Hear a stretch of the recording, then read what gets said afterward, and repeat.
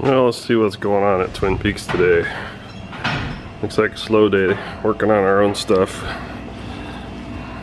There's Rylan. What are we doing, Rylan? Well, we took the original bumper off of this when we first bought it. It was just a chunk of channel with a very thin piece of sheet metal attached to here. Pulled that off because it wasn't conducive for what we wanted to do. And now we put this piece of rectangular tubing on there with two pieces of the original bumper on. And now we're fitting WIllys 3/16 chunk of plate in between the frame rails to be able to mount our VR 8001 winch. Oh, cool. We're using the winch plate we're using, which now for legs, is the one we offer for the 87 to 06 Jeep Wranglers. Oh yeah, this guy. Well, let's see what it looks like when you put it on. Okay, so this mini built plate, pretty stout. Usually you would bolt it on, but in this case we're going to attach it via welder. So it'll look something like such.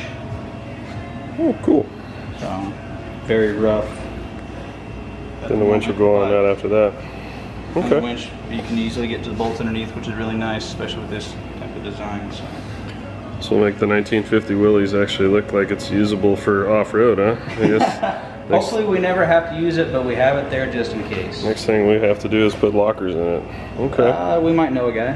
Yeah. All right, cool. Well, that's today's Twin Peaks off-road project. We'll keep you posted on how this build's going.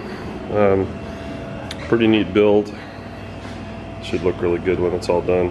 Really help the appearance of our delivery truck. And those of you who haven't seen our delivery truck, this is our 1950 Willys delivery truck that we built this year. It's got a small block Chevy in it and turbo 350 automatic transmission, and it's on a Wagoneer frame with Dana 44s on both ends.